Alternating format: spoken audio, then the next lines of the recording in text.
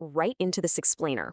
If you've ever watched a modern sports car absolutely carve through a track, you know that handling dynamics today are, frankly, light years ahead of where they were just a decade ago. It's like they're on rails. Today, we're going to break down the exact mechanical and software innovations that have completely mastered the art of the tight corner. I want you to put yourself in the driver's seat for a second. You're approaching a sharp hairpin turn, carrying a ton of speed. As you crank that steering wheel, your intuition and, basic physics tells you that this heavy chunk of metal should just slide straight off the road. So let's ask the million-dollar question. How does your car actually get you around that corner without just plowing forward or spinning out into the grass? Well, the answer lies in a real masterclass of invisible forces and split-second engineering logic. Which brings us to Section 1, the physics of tight corners and understanding vehicle dynamics. Right, so to understand the solution here, we first need to zoom out and look at the actual physical forces at play when a car enters a tight bend. Before we get into all the fancy computer hardware, we have to respect the physical laws those systems are manipulating. The absolute crucial point here is understanding yaw moment. Picture a pole dropped straight down through the center of your car's roof, right into the asphalt. The rotational force that spins the car around that pole, that's your yaw moment. In every single driving scenario, your powertrain and vehicle dynamics deeply influence each other, and generating that exact correct yaw moment is the core physics concept behind forcing a heavy, speeding machine to safely change its direction. Now, a great way to visualize the extreme end of these cornering forces is what engineers call the tank steering analogy. Think about how a literal tank turns. It stops the tracks on one side, which forces the moving tracks on the opposite side to physically shove the whole vehicle around.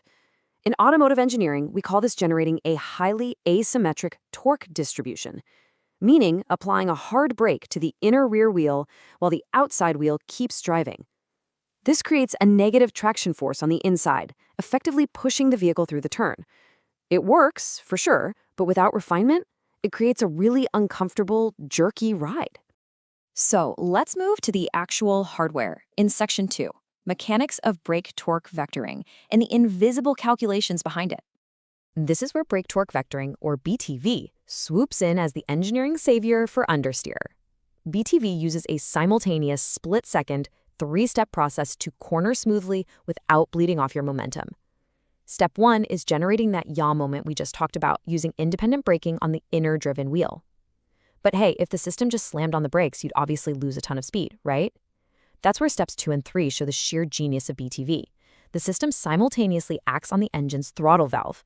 It actually accelerates the engine, transferring extra torque to that outside wheel to perfectly compensate for the energy eaten up by the brake. So it turns the car, but keeps your speed perfectly level. Absolutely brilliant.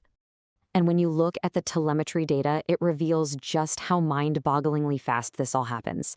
Check out those precise spikes in the front and rear torque interventions. We are talking absolute fractions of a second here. The system is constantly reading your steering angle, predicting the required yaw rate, and firing off these exact micro-interventions before you even realize you need them. But there's a vital limit to all this extra juice going to the outside wheel. The system absolutely must not exceed a 12 to 14% longitudinal slip peak. This is a massive, critical threshold that engineers desperately try to avoid. Why? Well, if the system demands too much forward acceleration while you're deep in a turn, that outside tire simply can't guarantee both forward traction and lateral grip. Pushing past that 14% mark causes catastrophic wheel spin and a massive sudden spike in engine RPMs. So the software is basically always doing a tightrope walk, constantly dialing back the distribution ratio right at the absolute edge of this limit. Okay, moving to Section 3, BTV versus active differentials, let's talk about the engineering trade-offs. Because let's face it, every engineering choice has a trade-off. Here we have two fundamentally different approaches to achieving that perfect corner. BTV produces a torque difference by literally dissipating the energy going to one of the wheels as pure heat at the brake pad. It basically just burns the energy away. Active differentials, on the other hand, use a friction clutch mechanism to actively reapportion that torque from the slower wheel to the faster one. Now, this clutch system still has a little bit of energy loss, but it's way, way lower than roasting it as heat in the brakes.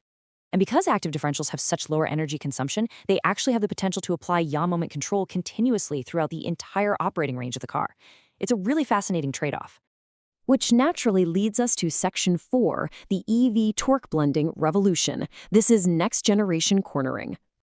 All right, let's dive into the really cutting-edge stuff and see how electric propulsion is completely rewriting the rulebook for torque vectoring. EVs don't just swap a gas tank for a battery. They fundamentally change how the wheels get and manage power. Modern high-performance EVs, like the Genesis GV60 Magma, for instance, use an entire arsenal of high-tech components working in perfect sync. We're talking dual electric motors that actively distribute drive power front to back, which naturally mitigates understeer. Then, they use an electronic limited slip differential, or ELSD, to perfectly optimize the inner and outer wheel grip precisely as physical loads shift violently during a turn. Add in brake-by-wire integrated power brakes and some crazy torque blending algorithms, and boom, you have an entirely new dimension of chassis control.